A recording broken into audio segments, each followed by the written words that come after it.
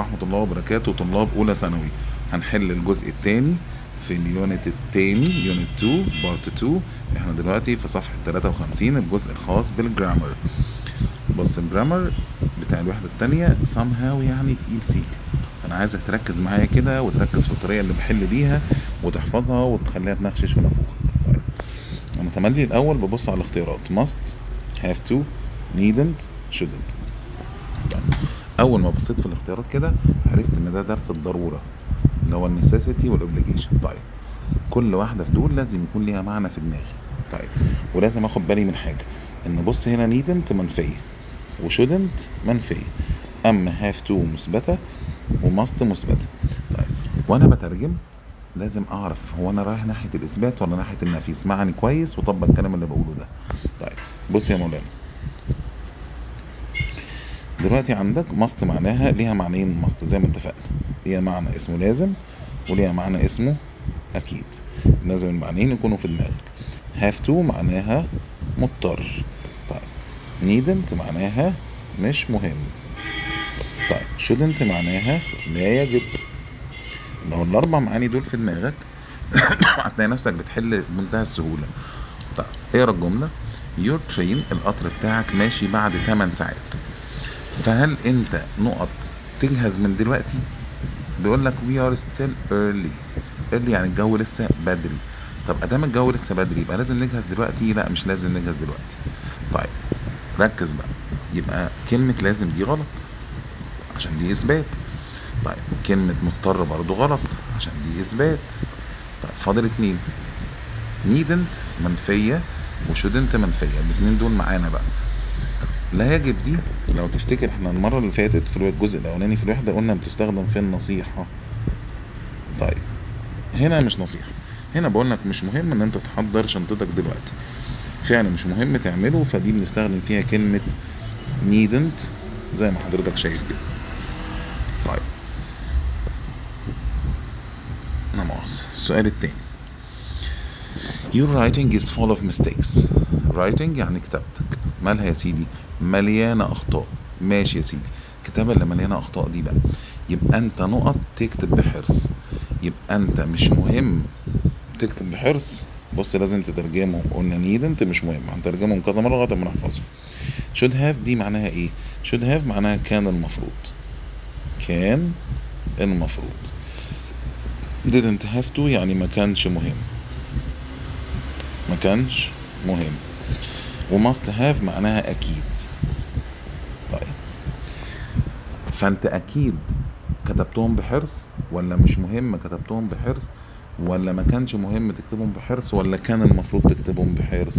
أكيد كان المفروض تكتبهم بحرص. فهنا أستخدم كلمة should have checked. should have checked. ماشي؟ يبقى الدرس ده حضرتك معرفة معاني كل كلمة مهمة جدا جدا جدا. السؤال اللي بعده. We have already cleaned the house. السؤال الثالث، احنا نظفنا البيت. كلمة already يعني بالفعل، احنا بالفعل نظفنا البيت. يبقى انت لازم تنظفه تاني ولا مش لازم؟ احنا منظفينه. بص انا ليه بفكر بالاسلوب ده؟ عشان هنا في نفي وهنا في نفي وهنا مفيش نفي وهنا مفيش نفي. الاولى والاخيره ما فيهمش نفي والثانيه والثالثه ما فيهمش نفي، فاستبعد. ليه استبعد؟ عشان اخفف الاجابه مع نفسي. بيقول لك انت نظفت البيت، احنا نظفنا البيت، يبقى انت مضطر تنظفه ولا مش مهم تنظفه؟ اكيد مش مهم، يبقى نفي. طب انا عندي كام واحده نفي؟ عندي 2 نفي اللي هم needn't وmustn't، اللي هي don't need to سوري وmustn't. طب mustn't معناها ايه يا باشا؟ mustn't معناها ممنوع. طيب و don't need to يعني مش مهم. طب هل انت ممنوع تنظف الأوضة؟ لا مش مهم. واحنا بناخد المحاضرة قلنا ان don't need to ليها معنيين. كلمة don't need to دي ليها معنيين، ليها استخدامين قصدي. يا اما فعل مش مهم وانت بتعمله، او فعل مش مهم عشان حد غيرك عمله. حد غيرك عمله. طب ادام حد غيرك عمله يبقى هنا فعلا انت ما تنضفش الشقه عشان احنا نضفناها، فهنا الاجابه هتبقى needn't. او don't need to، الاتنين زي بعض على فكرة. needn't بتساوي don't need to برضو، اكيد خدت بالك منها في الشرح. 4. انت نقط drive تسوق، معاني الكلمات مهمة. تسوق بسرعة اكتر من 100 كيلو في الطريق دوت. طب اسوق بسرعة اكتر من 100 كيلو في الطريق دوت. كمل كده الجملة. شايف الكلمة الأخيرة دي it's against the law، ضد القانون. ادام ضد القانون على طول تبقى mustn't، على طول هنا ما تفكرش، لان mustn't تقول لسه قايلين معناها ايه؟ لسه قايلين معناها ممنوع. طيب اللي معناها ممنوع هي اللي بتليق على ضد القانون. السؤال الخامس yesterday امبارح. طيب نترجم، ما تنساش الترجمة مهمة جدا. had to معناها كان لازم. طيب needn't have معناها ما كانش مهم. اكتب انت عشان مفيش مكان اكتب فيه. didn't have to برضو معناها ما كانش مهم. وانت يعني ذهبنا عادي. طب امبارح نروح المدرسة ولا ما نروحش؟ دي national holiday يعني اجازة. طب اجازة يبقى كان نروح ولا ما نروحش؟ ما نروحش. يبقى الجملة الاولى منفية غلط، سوري الجملة الاولى مثبتة غلط، الاخيرة كمان مثبتة غلط. طيب بما ان الاولى والاخيرة مثبتين، خلينا في التانية والتالتة. بيقول لك بقى انا قعدت اتفرجت على التلفزيون، يبقى هنا الفعل ما كانش مهم وانا ما عملتوش. لما يبقى الفعل مش مهم وانت ما عملتوش دي اسمها didn't have to. يلا يا باشا السؤال رقم 6. You not repair the machine while it is connected to the electricity. حط خط جميل تحت electricity كده. electricity يعني كهرباء. كهرباء دي خطر. احنا قلنا في المحاضرة ان كلمة mustn't معناها ممنوع. طب كلمة ممنوع دي بستخدمها في ايه يا باشا؟ كلمة ممنوع دي بستخدمها لما يكون عندي قانون او غرامة او خطورة. اللي مش عارف ادينا بقول لك كلمة mustn't امتى بستخدمها؟ لو عندي قانون، غرامة، بالمناسبة غرامة يعني فاين زي كويس كده، او خطورة. طيب الكهرباء خطورة، وبما ان الكهرباء خطورة في حاجات كده تشوفها ما تفكرش، تشوفها تجاوب على طول، فتبقى الإجابة هنا mustn't. السؤال اللي بعده. شايف كلمة illegal دي هنحط تحتها خط. بص خليك لماح، خليك شواف، مش لازم تفهم كل كلمة في الجملة. illegal يعني غير قانوني، ضد القانون. طب ادام ضد القانون ما احنا لسه قايلين اي حاجة ضد القانون تبقى mustn't. 8. انا جريت بسرعة علشان الحق القطر. القطر كان متأخر. and I waited for long فاستنيت كتير. يعني انا جريت كده على الفاضي، انا جريت بسرعة واستنيت كتير. يبقى ما كانش المفروض اجري، يبقى ما كانش المفروض اعمل كده بس انا عملته. لما ما كانش المفروض تعمل كده بس انت عملته بتستخدم نيد. تركز معايا بقى في التركايه دي. فانت هنا عند حضرتك في 2 نيد، صح؟ عندك needn't hurry وعندك needn't have hurried. يا ترى استخدم needn't hurry ولا needn't have hurried؟ طيب تعالى كده بص هنا كلمة waited دي ماضي صح، وكلمة ran دي ماضي صح، فاحنا لازم نمشي الجملة في الماضي. كلمة hurry ده مصدر، hurry ده ايه؟ مصدر. طب المصدر يعني مضارع، انما بص هنا hurried ده ماضي، يبقى الجملة هتبقى اجابتها needn't have hurried. يعني من الاخر تاني عشان اساعدك في الحتة دي لو في اجابتين شبه بعض زي needn't و needn't، فانا لازم اعرف الجملة مضارع ولا ماضي. لو مضارع هختار المصدر، لو ماضي هختار have والتصريف التالت. شكرا. السؤال التاسع بيقول لك في هنا بص احفظ الاسلوب، دي نفي تمام، ودي اثبات مفيهاش نوت، ودي اثبات مفيهاش نوت، ودي نفي فيها نوت. يعني كده عندي 2 اثبات و2 نفي. لازم اعرف الجمله رايحه ناحيه الاثبات ولا رايحه ناحيه النفي. طب انت نقط شاوتد يعني تصرخ في ابني الصغير، انا عمري ما هسامحك. يبقى كان المفروض تصرخ ولا ما كانش المفروض تصرخ؟ اكيد ما كانش المفروض تصرخ، يعني نفي. طيب حلو قوي الكلام ده. بما ان نفي يبقى نركز بقى، بما ان نفي يبقى نركز. بما ان نفي شيل العلامات دي بس عشان ما تتوهش. بما ان نفي فانا كده هشك في ايه وايه؟ في الاولى كانت هاف والاخيره شودنت هاف. طب كانت هاف دي معناها اكيد ليس، و shouldn't have معناها ما كانش المفروض. طيب انت اكيد ليس تصرخ في ابني الصغير، دي جمله بذمتك ترضيك؟ انما بص كده، انت ما كانش المفروض تصرخ في وش ابني الصغير، فانا مش هسامحك. يبقى اذا انت كده اعتقد ابتديت تدرك ان الترجمه مهمه جدا في الايه، في الوحده دي. يونج من الشباب في مصر، الترجمه بقى مهمه. فانت تقول لي ما بعرفش اترجم، اقول لك ما انت بتعرفش تحفظ كلمات. ما بتحفظش كلمات ليه؟ ما تجهز كشكولك وقلمك، والكلمات اللي بنكتبها سواء مع بعض في الواجب او سواء مع بعض هنا هتفيدك جدا، هتعمل لك حصيله لغويه مهمه قبل ما تطلع البكالوريا، ما تزنقش نفسك. الشباب في مصر مالهم يا سيدي؟ الشباب في مصر زي الفل. نقط do the military service، اكتب military service يعني خدمة الجيش. في الجيش ده قانون، ادام قانون يبقى must. والسلام عليكم ورحمة الله. خلاص. طيب اللي بعده never mind my dear، ولا يهمك يا حبيبي. you really، انت نقط more bread as we already have enough، احنا عندنا عيش، فانت ما كانش مهم انك تشتري عيش وانت ما اشتريتش عيش. فانا هنا ما كانش مهم، يا الاولى يا التانية، الاتنين دول اللي ما كانش معناهم اللي معناهم ما كانش مهم. طب بما ان ما كانش مهم وانا ما عملتوش، تبقى دي didn't have to buy. ما ننساش ان didn't have to buy معناها ايه؟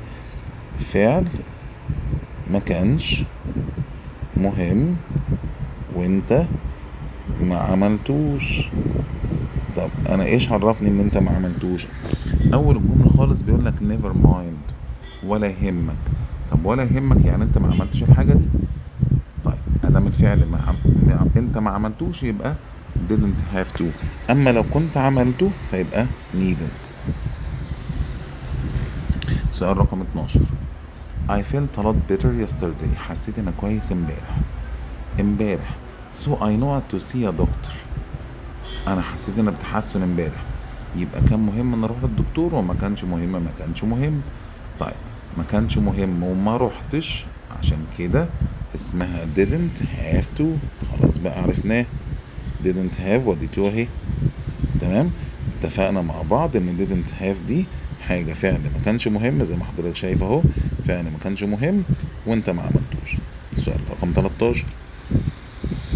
I can do my work، انا بقدر اعمل شغلي لوحدي. كلمة on my own دي معناها لوحدي، انا بقدر اعمل شغلي لوحدي. يبقى انا نقط get help، يبقى انا مش محتاج مساعدة حد. طيب don't need دي كجرامر غلط. ليه بقى كجرامر غلط؟ don't need دي حضرتك مشكورا لازم يجي بعدها كلمة to. طيب هنا مفيش to فتبقى غلط. shouldn't معناها لا يجب. طب تعالى نترجمها لا يجب. I can do my work، انا اقدر اعمل شغل لوحدي، انا لا يجب احصل على مساعدة، مش حلوة. طب تعالى نشوف mustn't معناها ممنوع. طيب انا ممكن اعمل شغل لوحدي، انا ممنوع احصل على مساعدة؟ لا، مفيش حاجة اسمها كده، مفيش حد ممنوع انه يحصل على مساعدة. يبقى ما فاضلش غير needn't معناها مش مهم. ادام اقدر اعمل الشغل لوحدي فبالتالي مش مهم حد يساعدني. سؤال رقم 14. My daughter got a very low mark، اختي جابت درجات قليلة جدا في الامتحان. يبقى هي نقط more، المفروض تذاكر كويس ولا مش المفروض تذاكر كويس؟ ماشي. and it was wrong of her، وده كان غلط منها. يبقى she must have studied، اكيد ذاكرت، مش محتاجة تذاكر. ما كانش المفروض تذاكر، ولا ought to have studied كانت مضطرة تذاكر، كان المفروض تذاكر. ought to have studied دي معناها كان المفروض، يعني دي كده بتساوي should have. تساوي ايه؟ should have. طيب اللي بعده 15. you not buy a new suit for the wedding، I can give you mine، ما تشتريش عشان انا هسلفك حاجتي. ادام الفعل حد غيرك ممكن يعمله، دي على طول بتفكرش غير في كلمة ايه؟ needn't. بس needn't هنا غلط. ليه غلط؟ عشان needn't بعدها to. needn't ما بيجيش معاها to، needn't بيجي بعدها مصدر على طول، يبقى ما ينفعش to. طب allowed دي لازم يجي معاها to، اسمها allowed to، فما فيش to فتبقى غلط. كده فاضل لي اتنين mustn't و don't have to. don't have to معناها مش مهم، و mustn't معناها ممنوع. يلا انا وانت نختار كده، انت مش مهم تشتري بدلة عشان هديك بتاعتي، ولا ممنوع تشتري بدلة عشان هديك بتاعتي؟ اكيد مش مهم، شكرا، فتبقى الاجابة don't have to. السؤال رقم 16. انت نقط eat this food it's poisonous. مفتاح الحل في الجملة دي الكلمة دي. اكتب poisonous يعني سام. طب اكل سام يعني في منتهى الخطورة، منتهى الخطورة يبقى mustn't. 17. I نقط to buy my daughter a present as it was her birthday. انا عايز اجيب هدية لاختي ولا مش عايز اجيب؟ اكيد عايز اجيب عشان عيد ميلادها. يبقى مبدئيا كلمة shouldn't دي غلط. ليه؟ عشان دي منفية وانا عايز اجيب. طيب ought to دي معناها مضطر، قلنا لازم نترجم المعاني. ought to معناها ايه؟ مضطر. فهل انت مضطر تجيب لاختك هدية، ولا كان المفروض تجيب هدية؟ كان المفروض اجيب هدية، فتبقى الاجابة should have remembered. smoking public تدخين في العلن، في الاماكن العامة. and public transport واماكن النقل العام is not allowed. تعال نشوف ليه. قلنا المعاني مهمة جدا جدا جدا في الدرس ده. كلمة not allowed، كلمة not allowed يعني ممنوع، غير مسموح. طيب كلمة banned لوحدها يعني ممنوع. طب بما ان banned لوحدها يعني ممنوع، فما ينفعش ممنوع يجي قبلها not، لان لو جه قبلها not بقى مش ممنوع. طيب necessary معناها ضروري، فلو التدخين في الاماكن العامة حطيت قبلها not هيبقى مش ضروري؟ لا طبعا. طب كلمة advisable يعني منصوح به، حاجة بنصح بيها. يبقى كده المعنى الوحيد اللي لايق زي ما قلت لحضرتك اللي هو is not allowed. سؤال رقم 19. ربنا وفقكم يا اولاد ويرضيكم حبايبي. اللي وصل لغايه الجزء ده اكيد انت طالب محترم ومهتم وخايف على مصلحتك ومستقبلك، فاقبل بحياتي واحترامي يا حبيبي. 19. انت نقط تعوم في المنطقه دي علشان فيها شاركس. شاركس يعني اسماك القرش. شاركس يعني اسماك القرش. طيب اسماك القرش دي خطر، خطر يبقى اوتوماتيك mustn't. 20. I think the accident is your own mistake. الحادثة دي غلطتك. It's a residential area. كلمة residential اكتب معناها منطقة سكنية. residential area معناها منطقة سكنية. طيب يبقى انت نقط تسوق ببطء، كان المفروض تسوق ببطء. طيب ما تنساش المعاني مهمة جدا. الإجابة طبعا should have عشان معناها كان المفروض، shouldn't have معناها ما كانش مفروض، must have معناها أكيد، mustn't have معناها أكيد ما كانش. طيب I really out yesterday. It was raining heavily and I got wet. كان المفروض أخرج ولا ما كانش المفروض أخرج؟ ده الدنيا مطرت واتبهدلت، يبقى ما كانش المفروض أخرج. كلمة ما كانش المفروض فين يا باشا؟ ما كانش المفروض أهي، يبقى احنا حفظناها أكيد. shouldn't have دي معناها ما كانش المفروض، ما كانش مفروض إني أنزل. ماشي، ما كانش مفروض. طيب السؤال 22. It not for all our students to come to school last week to share in the fun day. طب last week مفيش حاجة في الحياة اسمها was must. must ما بيجيش قبلها verb to be، لا am ولا is ولا are ولا was ولا were. طيب had to for it had to، لا يعني مفيش حاجة اسمها الاكسبريشن ده، التعبير ده مش موجود. هي اما it's necessary يا اما it was necessary زي ما شرحت لك في المحاضرة. is في المضارع was في الماضي. طب بما ان الاسبوع اللي فات يبقى اكيد ماضي، يبقى الاجابة الصحيحة هي was necessary. السؤال رقم 23. It was a of you to sleep late. You should have slept early. احنا قلنا should have يعني ايه؟ قلنا should have معناها كان المفروض، ده احنا كررناها 100 مرة يا راجل النهاردة. يبقى it was a of you to sleep early، كان المفروض تنام بدري او كان ضروري تنام بدري، اسمها it was necessary of you to sleep late. 24. we نقط umbrellas yesterday. it didn't rain. الدنيا ما مطرتش at all خالص وكلفتنا فلوس وخلاص، يبقى ما كانش المفروض نعملها، بس احنا عملناها عشان كلفتنا فلوس، معنى كده ان احنا عملناه. طيب يبقى needn't have bought، ما كانش مهم وانت عملته، خلاص بقى حفظناه. 25. you had a lot of problems، عندك مشاكل كتير زي ما قلت لك، يبقى انت نقط to my advice، كان المفروض تسمع نصيحتي.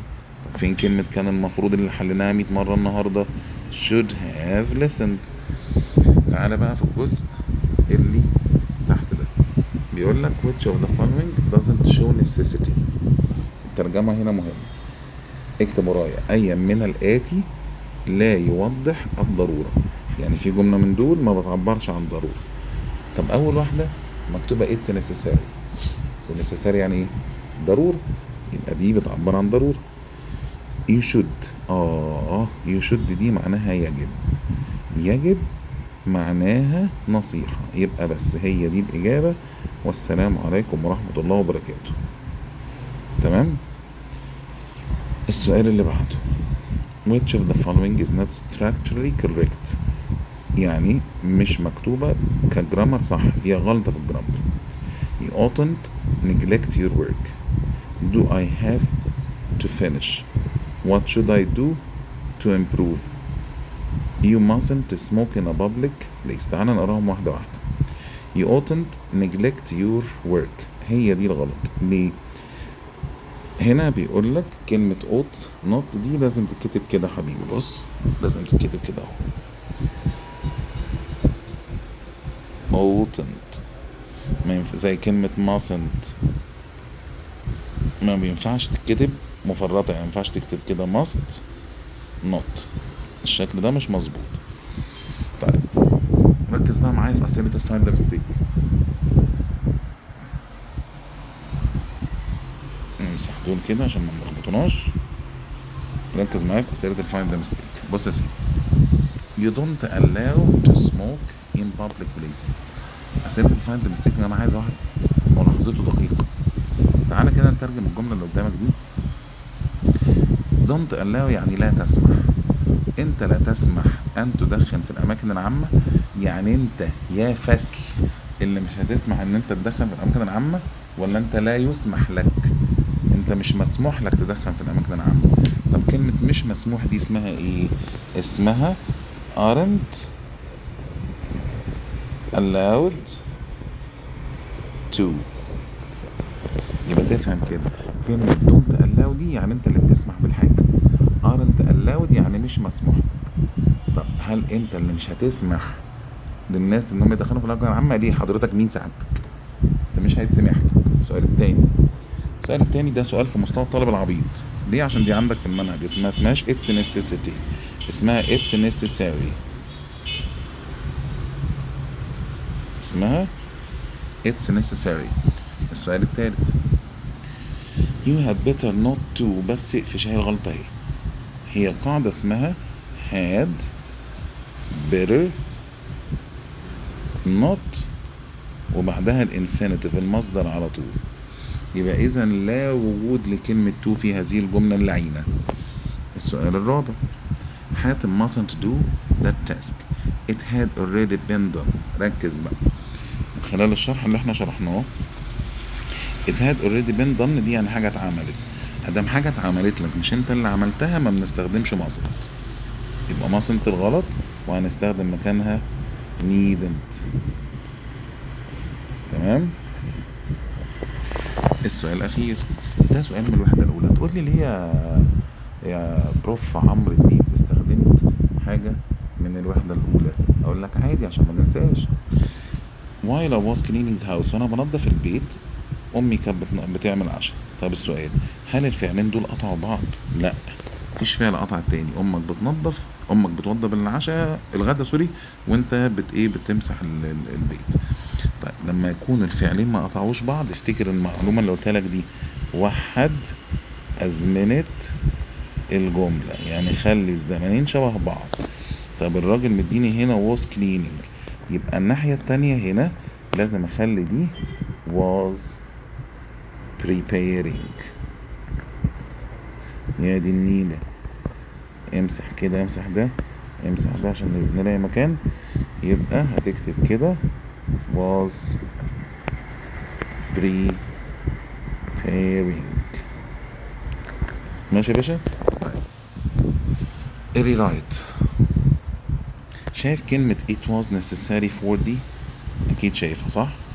عايز أديك معلومة مهمة في الرايت. في الرايت الكلمة اللي بيكتبها لك بين القوسين دي، هو عايزك تحط الكلمة دي، الكلمة اللي أنا شاورت لك عليها دي، عايزك تحطها في الجملة دي وتشيل اللي شبهها. it was necessary for دي بتساوي had to، يبقى مبدئيا هشيل it was necessary for واحط had to. طيب had to دي فعل، بالعقل كده الفعل ده لازم يجي قبل منه ايه؟ شاطر، لازم يجي قبل منه فاعل. طب هنا بيقول لك ضروري لينا احنا، يبقى الفعل هنا we had to، كمل الجملة بعد to show our ID at the entrance وكمل الجملة. طب اللي بعدها necessary، احنا خدنا 3 قواعد necessary: is necessary في المضارع، was necessary في الماضي، will be necessary في المستقبل. طب بقول لك for safety reasons، الأسباب أمنية، الزوار are required مطلوب منهم يلبسوا خوذة. الجملة مضارع عشان are مضارع، يبقى هستخدم it's necessary. طب it's necessary دي قاعدتها ايه؟ بيجي بعدها for. طب بعد الفور هيجي ايه؟ مفعول. مين المفعول هنا؟ اهم all visitors. طب بعد المفعول هعمل ايه؟ هحط to، طب ادي to. طب بعد to هحط مصدر، يبقى to wear helmets وكمل الجملة.